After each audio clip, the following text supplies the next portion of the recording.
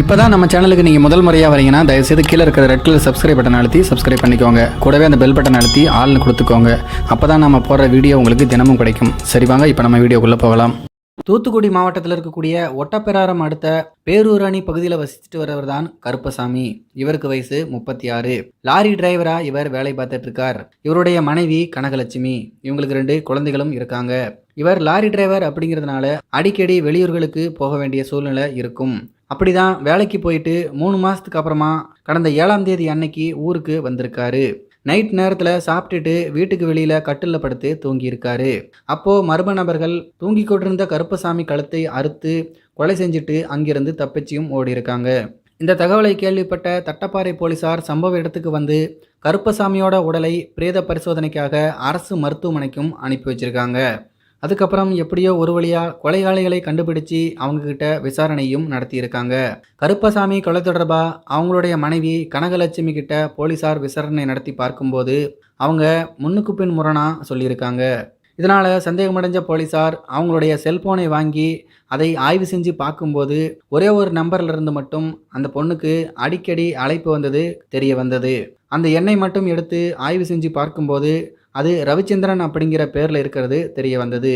அதுக்கப்புறம் அந்த ரவிச்சந்திரன் யார் அப்படின்னு சொல்லிட்டு அந்த தனலட்சுமி கிட்ட விசாரணை நடத்தியிருக்காங்க. போலீஸாருடைய தீவிரமான விசாரணையில் அவங்க உண்மையையும் ஒத்துக்கிட்டு இருக்காங்க. உண்மை என்ன அப்படின்னா, தன்னுடைய உறவுக்காரர் தான் இந்த ரவிச்சந்திரன். கடந்த 1 வருஷத்துக்கு முன்னாடி எனக்கும் என்னுடைய கணவனுக்கும் பிரச்சனை ஏற்பட்டது. கடம்பூர் மகளிர் காவல் நிலையம் வரைக்கும் அந்த பிரச்சனை போனது. அந்த சமயத்தில் தூரத்து உறவினரான சோழபுரத்தை சேர்ந்த டிரைவர் ரவிச்சந்திரன் எனக்கு உதவி செய்தார். அதுக்கப்புறமா என்னுடைய ஃபோன் நம்பர் வாங்கிக்கிட்டு அடிக்கடி என் கூட செல்ஃபோன்லேயும் பேசிக்கிட்டு இருந்தார். இதை தெரிஞ்சுக்கிட்ட என்னுடைய கணவர் கருப்பசாமி இதை கண்டித்தார். கண்டித்ததோடு மட்டும் இல்லாமல் என்னை இதை சொல்லி ரொம்பவே சித்திரவதை செய்ய ஆரம்பித்தார். ரவிச்சந்திரனை பற்றி என்கிட்ட அடிக்கடி கேட்டு தகராறும் செஞ்சுக்கிட்டு இருந்தார். இப்படி கணவருடைய தொல்லை ரொம்ப அதிகரிக்கவே அவர் உயிரோடு இருக்கிற வரைக்கும் ரவிச்சந்திரன் கூட என்னால் உல்லாசமாக இருக்க முடியாது அப்படிங்கிறத நான் தெரிஞ்சுக்கிட்டேன். இதனால் ரவிச்சந்திரன்கிட்ட ஃபோன் போட்டு இந்த விஷயத்தை பற்றி சொல்லி புலம்பிக்கிட்டு இருந்தேன். அப்போதான் அவர் கருப்பசாமியை கொன்னுறதா சொல்லி என்கிட்ட வாக்கு கொடுத்தார். அதன்படியே திட்டமிட்டு என்னுடைய கணவரான கருப்பசாமி வீட்டுக்கு வந்ததும் அவர் சாப்பிட்டுட்டு வீட்டு வாசலில் படுத்திருக்கும் போது ரவிச்சந்திரனுக்கு ஃபோனை போட்டு இதுதான் சரியான சமயம், வீட்டுக்கு வா, வேலையை முடிச்சிடலாம் அப்படின்னு சொல்லிட்டு நான் அவருக்கு சொன்னேன்.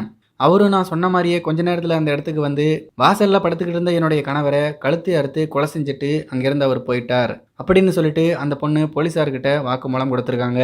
அதுக்கப்புறமா சோழபுரம் கிராமத்தை சேர்ந்த ரவிச்சந்திரனை போலீஸார் கைதும் பண்ணியிருக்காங்க. கொலைக்கு உடந்தையாக இருந்த கருப்பசாமியோடைய மனைவி கனகவல்லியை போலீஸார் கைது பண்ணியிருக்காங்க. கணவனை கள்ளக்காதலனை வச்சு கொலை பண்ண அந்த செயல் சோழபுரம் மற்றும் பேரூரணி பகுதியில் பெரும் பரபரப்பை ஏற்படுத்தி இருக்குது. இந்த சம்பவத்தை பற்றி உங்களுடைய கருத்துக்கள் என்ன அப்படிங்கிறத கீழே இருக்கிற கம்பாஸில் தெரியப்படுத்துங்க. மேலும் இது போன்ற வீடியோக்களை பார்க்க நம்முடைய சேனலை சப்ஸ்கிரைப் பண்ணிக்கோங்க. நன்றி, வணக்கம்.